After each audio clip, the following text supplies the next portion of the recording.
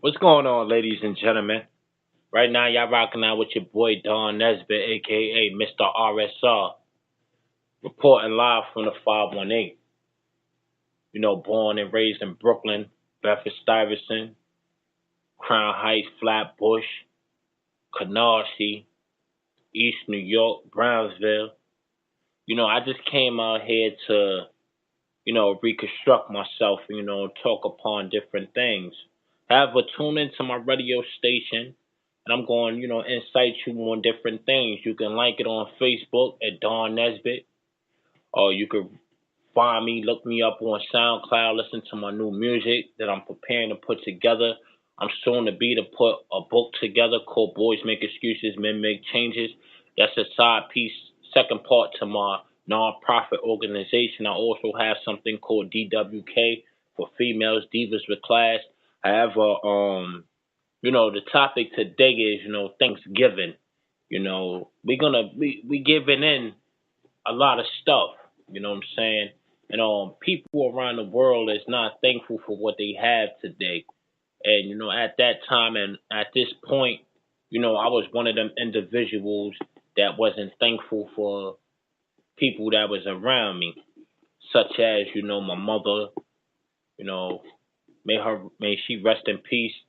Um, it's some things that bother me at times, and little topics and things like that I try to put in different aspects. I understand that it's a lot of kids that's in the foster system, the adoption system, but who is helping these kids?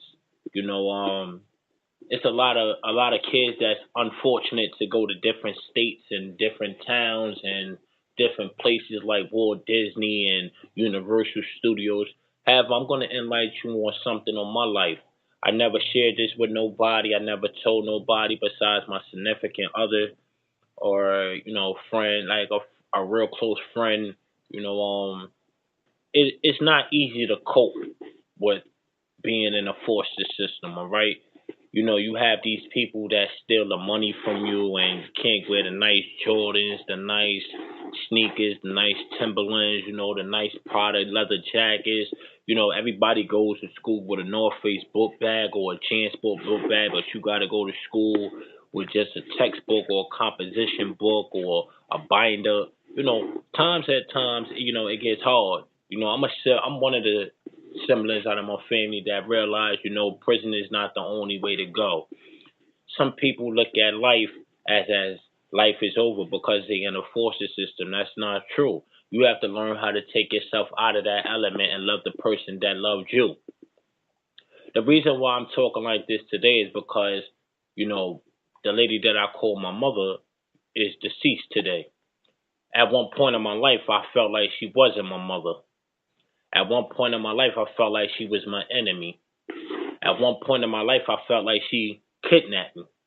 At one point in my life, I felt like she didn't love me. However, today, for the young girls and young boys of today, of my future, I want to let you know, whoever adopts you is because they love you. It's not because of the money. Because if it was because of the money, let me tell you something. They would have kept you in the foster system. They would have kicked you out their house and told the people, the agency, I can't deal with this kid. He's out of control. She's out of control. And got the next kid, brought the next kid in their home and just collected $700 for the next child. And it just would have kept prolonging. So for a person to adopt you is because they love you. It goes back to the age of 4 years old. My mother, my biological mother, should I say, because I don't call her my mother. My biological mother, she was a heroin addict. My biological father also was a heroin addict, such and also a crack cocaine addict. However, in 1990, I would say six, seven, my father died. He's deceased. At that time, my mother, biological mother, was incarcerated. A lot of people ask me, yo, RSR, like, why you don't smoke weed? Why you don't drink, bro? Why you don't drink no wine? Like, take a pull of this L, bro. It's gonna ease your pain out. Listen, I have my own reasons. Today I'm bringing to you my reasons. I never drink. I never smoke weed. No beer, no liquor, no wine cooler, no nutcrackers, nothing, none of that. No weed, no K2, no dope, no crack, no meth, no Molly, none of that. Not to say that I'm better than anybody and everybody, but everybody has their own reasons. Back in 1994, my mother, biological mother, was arrested. However, for a robbery, okay? Not only a robbery, but this woman committed murder. Why do you guess? How do you guess? Why do you guess? Well, I'm going to let you know. I don't want to leave you in the dark. Chasing a high. When you chasing a high, you will do anything for a high. This lady that says that she's my mother went outside and stabbed the lady over 17 times. All over her chest, her stomach. Mind you, it wasn't a lady in her age. It was an elderly lady. This lady was going on 87, 89 years old. This lady that calls me her son robbed this lady for $70. However, my father, he's sick in the hospital, fighting HIV/AIDS, sharing syringes with people. Came home, gave it to my mother. My mother couldn't fight her addiction because of her sickness, because she was so sick. She felt like if she got high, all her pain from her sickness would go away. However, I have an older sister that lived with me at the time and two baby sisters.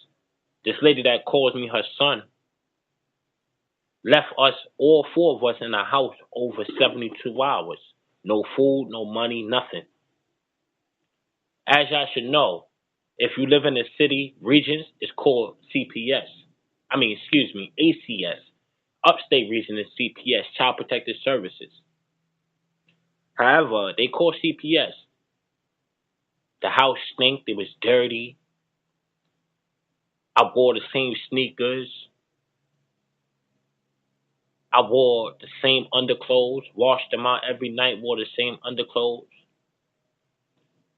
And it didn't affect me at the time because I was only at the age of 3 to 4 years old at the time, at the most. However, being taken away from this lady's house or surrounding or comfort zone, I felt like the love that she gave me, which was negativity love, I thought it was tough love. So all I knew was seeing this woman that I would call mommy and the man that I would call daddy was acceptable behavior around me. So when I've been taken away from their custody and brought into another person's custody, I began to hate them. I began to dislike them. I'm coming to you today to tell you people, young boys and young girls, it's not the person that adopts you. It's your biological parents' fault. Everything starts at home first. If you see a lot of weed smoking, drinking, empty bottles, syringes, crack pipes around you, 9 out of 10 times, you're going to get to be one of the persons that's going to use that. It's going to take a toll and effect on your life. Either you're going to use it or you're going to sell it. If you don't sell it, you're going to abuse it.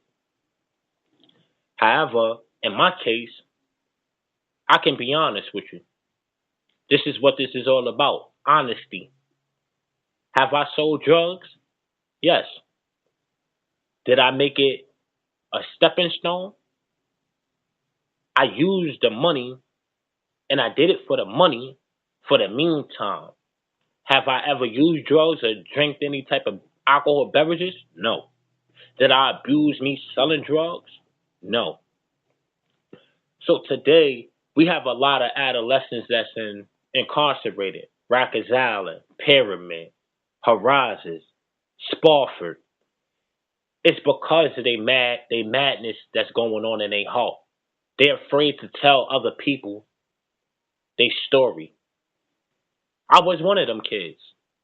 I am. Honestly, I was one of them kids. Today, I have a 7-year-old daughter and a son on the way. I look at life in a different way. I take the good with the bad and the bad with the good. I never felt like I was better than anybody. However, I did 10 years incarceration.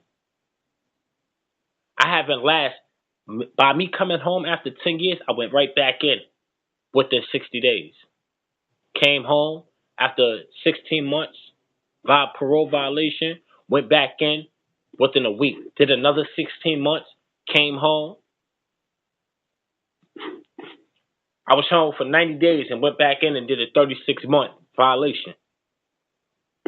So, today I downloaded how to be a radio cast so my voice could be heard, my story could be heard.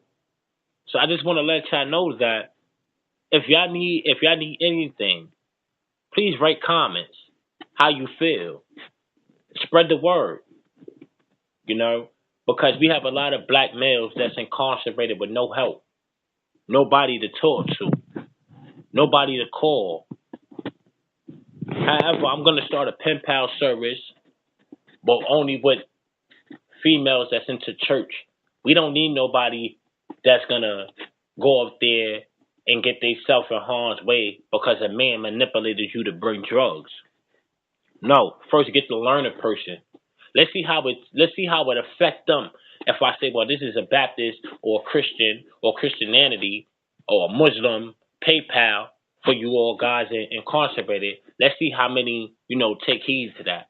It's up to the female what they want to do. You want to marry him, you marry him. But get to know him first. But let me tell you something. Because a man in prison will manipulate you. He would abuse you. He'll use you for everything you have. You'll get him all packages every month. And then when he come home, he out running. He don't want nothing to do with you. So please take note of that. And thank y'all for listening and have a blessed day.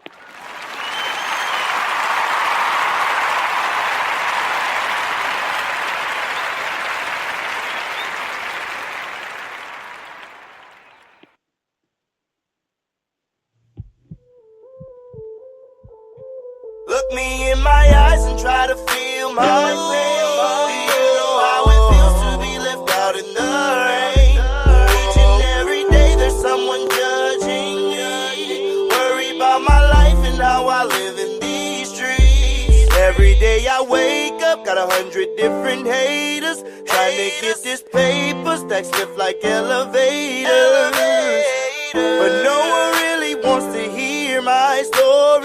That's why I'm all alone, there's no one here for me. In my eyes, try to feel my pain. Do you know how it feels to be left out in the rain? Each and every day there's someone judging me. Worry about my life and how I live in these streets. Look me in my eyes and try to feel my pain. Do you know how it feels to be left out in the rain?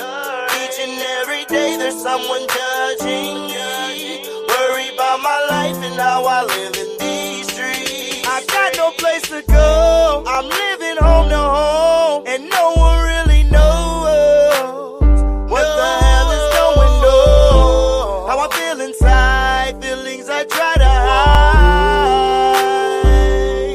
My daddy don't know, my mama don't care. It don't matter if I'm here, it don't matter if I'm there. So what I'm supposed to do?